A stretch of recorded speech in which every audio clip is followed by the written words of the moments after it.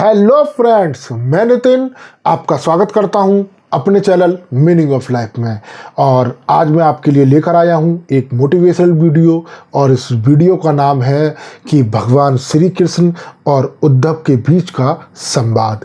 ये वो संवाद है जिसे आप सुनेंगे तो आपका जीवन बदल जाएगा, आपका जीवन जीने का तरीका बदल जाएगा।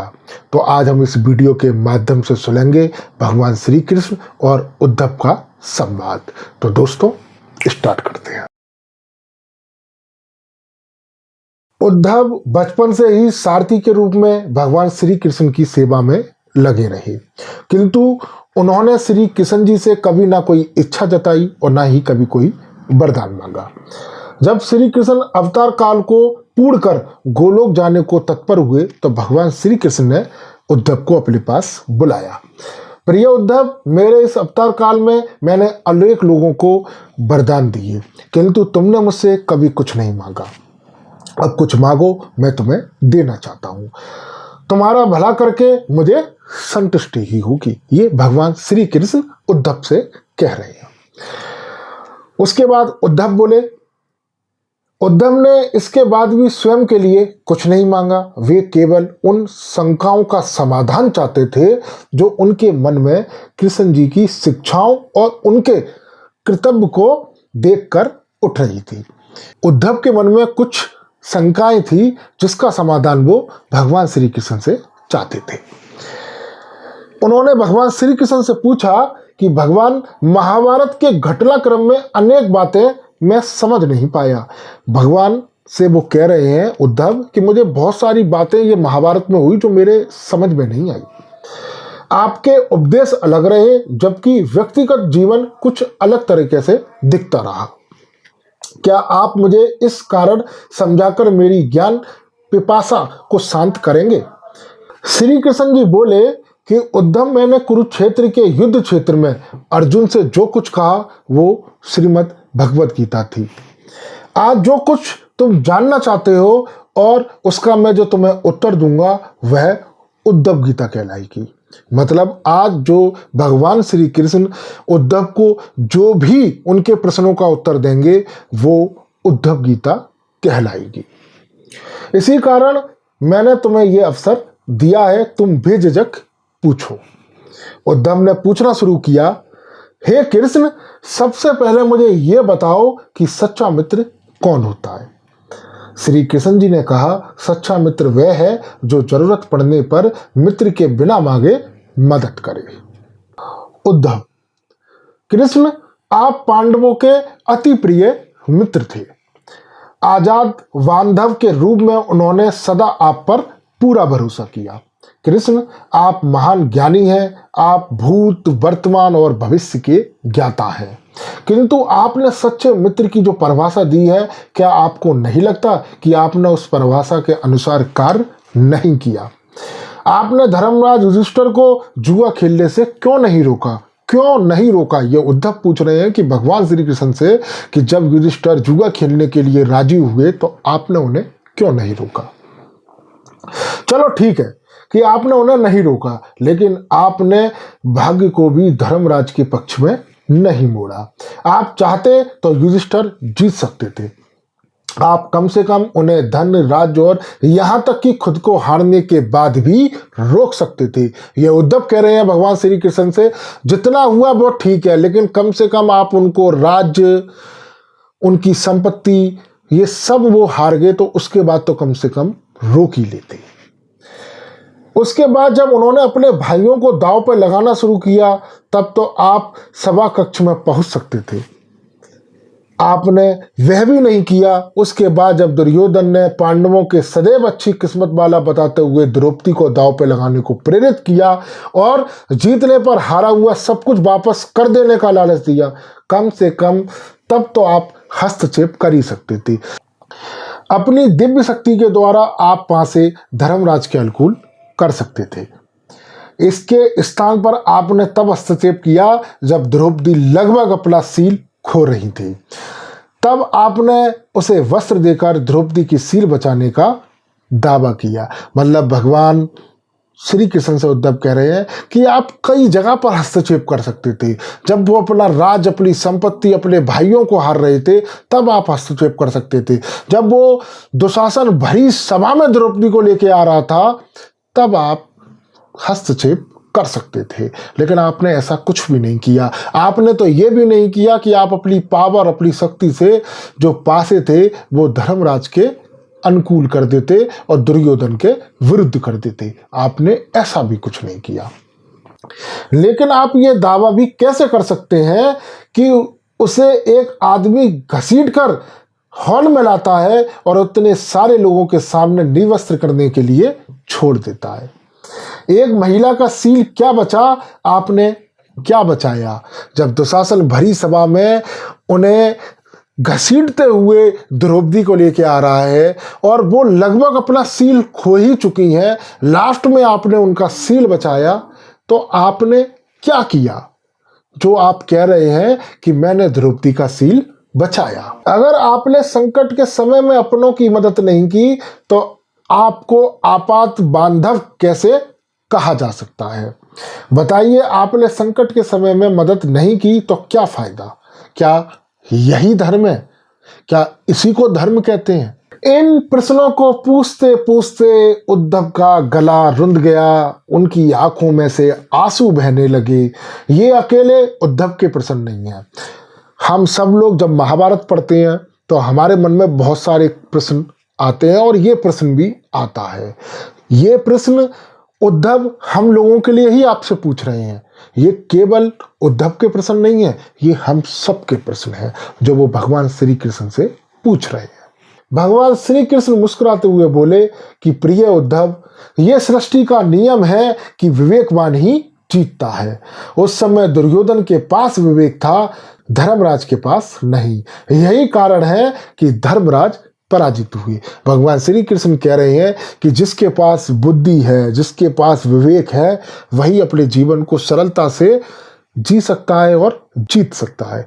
उस समय विवेक दुर्योधन के पास था, धर्मराज के पास नहीं, इसलिए वो पराजित हुए।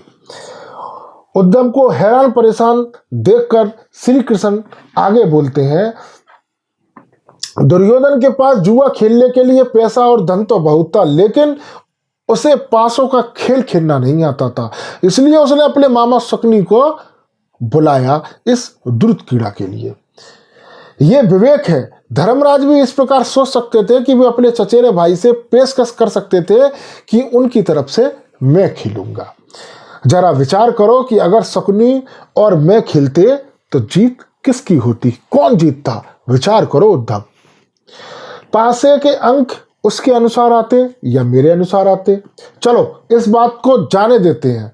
उन्होंने मुझे खेल में शामिल नहीं किया, इस बात के लिए मैं उन्हें माफ कर सकता हूं, लेकिन उन्होंने विवेक शून्यता से एक और बड़ी गलती कर दी, और वह कि उन्होंने मुझसे प्रार्थना की कि मैं जब तक सभा कक्ष में नहीं जाऊंगा जब तक कि मुझे बुलाया ना जाए। मतलब भगवान श्री कृष्ण उद्धव से कह रहे हैं, जो हुआ वो छोड़ो, जो गलती हो गई वो हो गई, लेकिन युधिष्ठिर ने मुझसे ये कह दिया, हाथ जोड़कर विनम्र निवेदन किया कि मैं जब तक आपको ना कहूं कक्ष में आने की, जब तक आप कक्ष में नहीं आएंगे। वे नहीं चाहते थे कि मुझे मालूम पड़े कि वे जुआ खेल रहे हैं। इस प्रकार उन्होंने मुझे अपनी प्रार्थना से बांध दिया और मुझे सभा कक्ष में आने की अनुमति नहीं थी। उसके बाद भी मैं कक्ष के बाहर इंतजार करता रहा कि कब कोई मुझे बुलाता है। भीम, अर्जुन, नकुल, सहदेव सब मुझे भूल गए, बस अपने भाग्य और दुर्योधन को कोसते रहे। अपने भाई के आदेश पर जब दुशासन द्रौपदी को बाल पकड़कर घसीटता हुआ सभा कक्ष में ला रहा था, द्रौपदी अपनी सामर्थ्य के अनुसार जूझ रही थी, तब भी उसने मुझे नहीं पुकारा। उसकी बुद्धि जब जागृत हुई जब दुशासन ने उसके निवस्त्र करने का प्रारंभ स्टार्ट किया। मतलब भगवान श्री कृष्ण कह रहे हैं, ना मुझे अर्जुन ने बुलाया, ना नकुल ने, ना सहदेव ने, ना भीम ने, बल्कि मुझे द्रौपदी ने भी नहीं बुलाया। वो लड़ाई करती रही, फाइट करती रही, लेकिन जब उसे लगा कि अब मैं नहीं कुछ कर सकती हूँ, जब दुशासन उसे निवस्त्र करने लगा, तब उसने मुझे याद किया। जब उसने स्वयं पर निर्भरता छोड़कर हरि हरि अभयम कृष्णम की गुहार लगाई, तब मुझे उसकी सील का रक्षा का अवसर मिला। जैसे ही मुझे पुकारा, मैं अविलंब पहुंच गया। अब इस स्थिति में मेरी गलती क्या है? भगवान श्री कृष्ण उद्धव से कह रहे हैं कि बताओ मेरी क्या गलती है। जैसे ही मुझे याद किया गया, जैसे ही द्रौपदी ने मुझसे कहा, मैं तुरंत बिना किसी विलंब के तुरंत कक्ष में उपस्थित हो गया और मैंने उनका सील बचा लिया। तो बताओ उद्धव मेरी क्या गलती है? उद्धव बोले, कान्हा आपका स्पष्टीकरण प्रभावशाली अवश्य है, किंतु मुझे पूर्ण संतुष्टि नहीं हुई। कृपया मैं एक और प्रश्न पूछ सकता हूँ? कृष्ण की अनुमति से उद्धव ने पूछा। इसका अर्थ ये हुआ कि आप तभी आओगे जब आपको बुलाया जाएगा। क्या संकट के घिरे अपने भक्त की मदद करने के लिए आप स्वतः नहीं आएंगे? मतलब उद्धव भगवान श्री कृष्ण से कह रहे हैं, इसका मतलब तो ये हुआ कि अगर आपको भक्त याद करेंगे आप तभी आएंगे। अगर वो संकट में, अगर वो आपको याद नहीं करेंगे तो आप कदाचित नहीं आएंगे। तो ये उचित है क्या? ये भगवान श्री कृष्ण से उद्धव पूछ रहे हैं। कृष्ण जी फिर मुस्कुराए। उद्धव, इस सृष्टि में हर एक का जीवन उसके स्वयं के कर्म फल के आधार पर संचालित होता है। ना तो मैं इसे चलाता हूँ और ना ही मैं इसमें कोई हस्तक्षेप करता हूँ। मैं केवल एक साक्षी हूँ। मैं सदैव तुम्हारे नजदीक रहकर जो हो रहा है उसे देखता हूँ। यही ईश्वर का धर्म है। याद रखिए, भगवान कभी भी किसी के कार्य में हस्तक्षेप नहीं करते।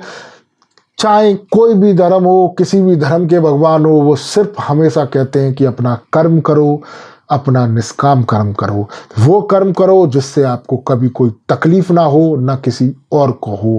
कर्म आपके हाथ में है, उसमें ईश्वर कभी कुछ नहीं करेंगे।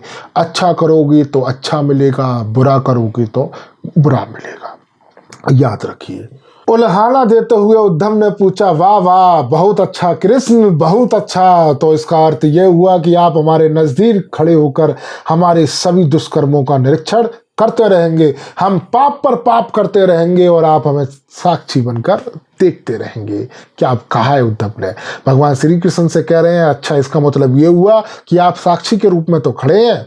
मतलब हम गलत पे गलत, पाप पे पाप, दुष्कर्म करते रहेंगे और आप हमें साक्षी के रूप में खड़े होकर बस देखते रहेंगे।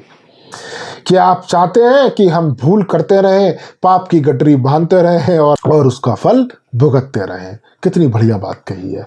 तब श्री कृष्ण जी बोले, उद्धव तुम शब्दों के गहरे अर्थ को समझो। जब तुम समझ कर अनुभव कर लोगे कि मैं तुम्हारे नजदीक साक्षी के रूप में हर पल हूं, तो क्या तुम कुछ गलत या कुछ बुरा कर सकोगे? तुम निश्चित रूप से कुछ भी बुरा नहीं कर सकोगे। जब तुम ये भूल जाते हो और ये समझने लगते हो कि मुझसे छुपकर कुछ भी कर लोगे, तब तुम मुसीबत में फंस जाते हो। धर्मराज का ज्ञान ये था कि उसने माना कि मेरी जानकारी के बिना जुआ खेल सकता है। अगर उसने ये समझ लिया होता कि मैं प्रत्येक के साथ हर समय साक्षी के रूप में उपस्थित हूँ, तो क्या खेल का रूप कुछ और नहीं होता? कितनी बढ़िया बात कही है भगवान श्री कृष्ण ने।